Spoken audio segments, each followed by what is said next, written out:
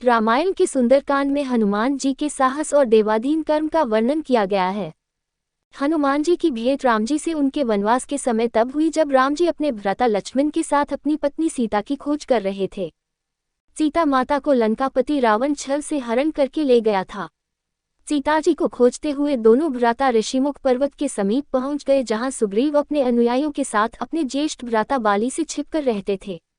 वानर राज बाली ने अपने छोटे भ्राता सुग्रीव को एक गंभीर मिथ्याबोध के चलते अपने साम्राज्य से बाहर निकाल दिया था और वो किसी भी तरह से सुग्रीव के तर्क को सुनने के लिए तैयार नहीं था। साथ ही बाली ने सुग्रीव की पत्नी को भी अपने पास बलपूर्वक रखा हुआ था। राम और लक्ष्मण को आता देख सुग्रीव ने हनुमान को उनका परिचय जानने के लिए भेजा। हनुमान एक ब्राह्मण के वेश में उनके समीप गए। हनुमान के मुख से प्रथम शब्द सुनते ही श्रीराम ने लक्ष्मण से कहा कि कोई भी बिना वेद पुराण को जाने ऐसा नहीं बोल सकता जैसा इस ब्राह्मण ने बोला। राम जी को उस ब्राह्मण के मुख, नेत्र, माथा, भौं या अन्य किसी भी शारीरिक संरचना से कुछ भी मिथ्या प्रतीत नहीं हुआ। राम जी ने लक्ष्मण से कहा कि इस ब्राह्मण के मंत्रमुग्ध उच्चारण को सुनके तो शत्रु भी अस्त्र त्याग देगा। उन्होंने ब्राह्मण की ओर प्रशंसा करते हुए कहा कि वो नरेश राजा निःसंकोच ही सफल होगा जिसके पास ऐसा गुप्तचर होगा। श्रीराम के मुख से इन सब बातों को सुनकर हनुमान जी ने अपना वास्तविक रूप धारण किया और श्रीराम के चरणों में नतमस्तक हो गए। श्रीराम ने उन्हें उठाकर अपने हृदय से लगा लिया। उसी दिन एक भक्त और भगवान का हनुमान और प्रभु राम के रूप में अटूट और अनश्वर मिलन हुआ। तत्पश्चात हनुमान ने श्रीराम और सुग्रीव की मित्रता करवाई। इसके पश्चात ही श्रीराम ने बाली को मारकर सुग्रीव को उनका सम्मान और गौरव वापस दिलाया और लंका युद्ध में सुग्रीव ने अपनी वानर सेना के साथ श्रीराम का सहयोग दिया। सीता माता की खोज में वानरों का एक दल दक्षिण तट पे पहुंच गया, मगर इतने विशाल सागर को लांघने का साहस किसी में भी नहीं था।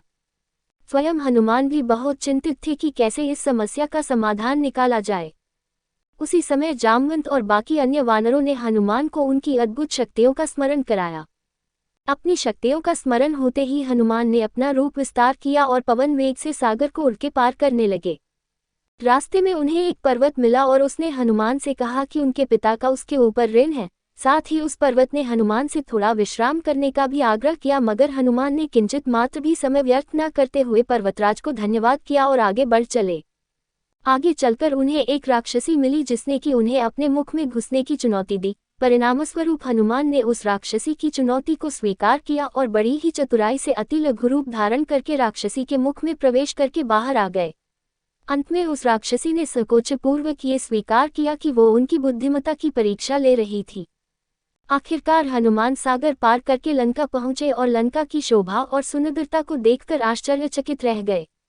और उनके मन में इस बात का दुख भी हुआ कि यदि रावण नहीं माना तो इतनी सुंदर लंका का सर्वनाश हो जाएगा।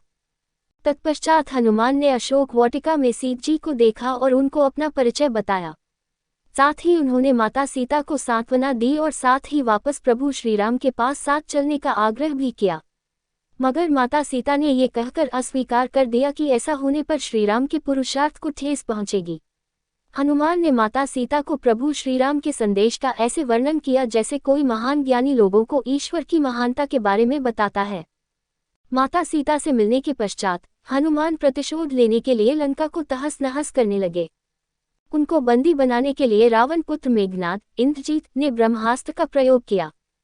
ब्रह्मा जी का सम्मान करते हुए हनुमान ने स्वयं को ब्रह्मास्त्र के बंधन में बंधने दिया। साथ ही उन्होंने विचार किया कि इस अवसर का लाभ उठाकर वो लंका के विख्यात रावण से मिल भी लेंगे और उसकी शक्ति का अनुमान भी लगा लेंगे। इन्हीं सब बातों को सोचकर हनुमान ने स्वयं को रावण के समक्ष बंदी बनकर उपस्थित होने दिया। जब उन्हें रावण के समक्ष लाया गया तो उन्होंने रावण को प्रभु श्रीराम का चेतावनी भरा संदेश सुनाया और साथ ही ये भी कहा कि यदि रावण माता सीता को आदरपूर्वक प्रभु श्रीराम को लौटा देगा तो प्रभु उसे क्षमा कर देंगे। क्रोध में आकर रावण ने हनुमान को मृत्युदंड देने का आदेश दिया, मगर रावण के छोटे भाई विभीषण ने ये कहकर बीच बचाव किया कि एक दूत को मारना आचार संहिता के विपरीत है। ये सुनकर रावण ने हनुमान की पूंछ में आग लगाने का आदेश दिया।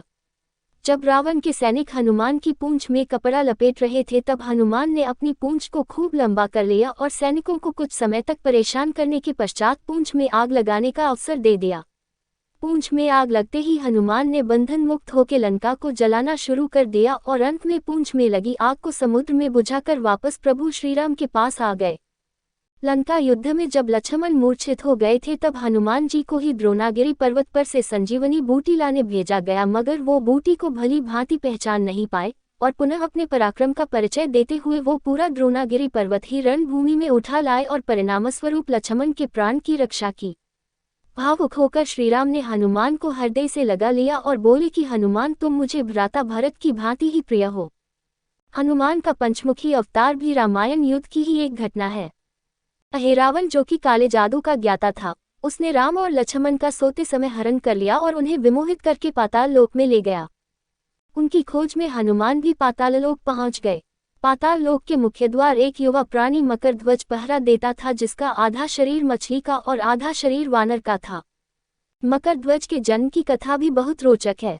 यद्यपि हनुमान ब्रह्मचारी थे, मगर मकरध्वज उनका ही पुत्र था। लंका दहन के पश्चात जब हनुमान पूंछ में लगी आग को बुझाने समुद्र में गए तो उनके पसीने की बूंद समुद्र में गिर गई। उस बूंद को एक मछली ने पी लिया और वो गर्भवती हो गई। इस बात का पता तब चला जब उस मछली को अहिरावण की रसोई में लाया गया। मछली के पेट में से जीवित बचे उस विचित्र प्राणी को निकाला गया। अहिरावण ने उसे पालकर बड़ा किया और उसे पातालपुरी के द्वार का रक्षक बना दिया। हनुमान इन सभी बातों से अनभिज्ञ थे। यद्यपि मकरध्वज को पता था कि हनुमान उसके पिता है, मगर वो उन्हें पहचान नहीं पाया क्योंकि उसने पहले कभी उन्हें देखा नहीं था। जब हनुमान ने अपना परिचय दिया तो वो जान गया कि ये मेरे पिता है, मगर फिर भी उसने हनुमान के साथ युद्ध करने का निश्चय किया क्योंकि पातालपुरी के द्वार की रक्षा करना उसका प्रथम कर्तव्य था। हनुमान ने बड़ी आसानी से उसे अपने अधीन कर लिया और पातालपुरी के मुख्य द्वार पर बांध दिया। पातालपुरी में प्रवेश करने के पश्चात हनुमान ने पता लगा लिया कि अहिरावण का वध करने के लिए उन्हें 5 दीपकों को एक साथ बुझाना पड़ेगा। अतः उन्होंने पंचमुखी अवतार श्री वराह, श्री नरसिम्हा, श्री गरुण, श्री हयग्रीव और स्वयं धारण किया और एक साथ में 5 दीपकों को बुझाकर अहिरावण का अंत किया। अहिरावण का वध होने के पश्चात हनुमान ने प्रभु श्रीराम के आदेशानुसार मकरध्वज को पातालपुरी का नरेश बना दिया। युद्ध समाप्त होने के साथ ही श्रीराम का 14 वर्ष का वनवास भी समाप्त हो चला था। तभी श्रीराम को स्मरण हुआ कि यदि वो वनवास समाप्त होने के साथ ही अयोध्या नहीं पहुंचे तो भरत अपने प्राण त्याग देंगे। साथ ही उनको इस बात का भी आभास हुआ कि उन्हें वहां वापस जाने में अंतिम दिन से थोड़ा विलंब हो जाएगा। इस बात को सोचकर श्रीराम चिंतित थे, मगर हनुमान ने अयोध्या जाकर श्रीराम के आने की जानकारी दी और भरत के प्राण बचाकर श्रीराम को चिंता मुक्त किया। अयोध्या में राज्याभिषेक होने के बाद प्रभु श्रीराम ने उन सभी को सम्मानित करने का निर्णय लिया जिन्होंने लंका युद्ध में रावण को पराजित करने में उनकी सहायता की थी। उनकी सभा में एक भव्य समारोह का आयोजन किया गया जिसमें पूरी वानर सेना को उपहार देकर सम्मानित किया गया। हनुमान को भी उपहार लेने के लिए बुलाया गया। हनुमान मंच पर गए, मगर उन्हें उपहार की कोई जिज्ञासा नहीं थी। हनुमान को ऊपर आता देखकर भावना से अभिप्लुत श्रीराम ने उन्हें गले लगा लिया और कहा कि हनुमान ने अपनी निश्चल सेवा और पराक्रम से जो योगदान दिया है उसके बदले में ऐसा कोई उपहार नहीं है जो उनको दिया जा सके। मगर अनुराग स्वरूप माता सीता ने अपना एक मोतियों का हार उन्हें भेंट किया। उपहार लेने के उपरांत हनुमान माला के एक एक मोती को तोड़कर देखने लगे। ये देखकर सभा में उपस्थित सदस्यों ने उनसे इसका कारण पूछा तो हनुमान ने कहा कि वो ये देख रहे हैं मोतियों के अंदर उनके प्रभु श्रीराम और माता सीता हैं कि नहीं, क्योंकि यदि वो इनमें नहीं है तो इस हार का उनके लिए कोई मूल्य नहीं है। ये सुनकर कुछ लोगों ने कहा कि हनुमान के मन में प्रभु श्रीराम और माता सीता के लिए उतना प्रेम नहीं है जितना कि उन्हें लगता है। इतना सुनते ही हनुमान ने अपनी छाती चीर के लोगों को दिखाए और सभी ये देखकर स्तब्ध रह गए कि वास्तव में उनके हृदय में प्रभु श्रीराम और माता सीता की छवि विद्यमान थी।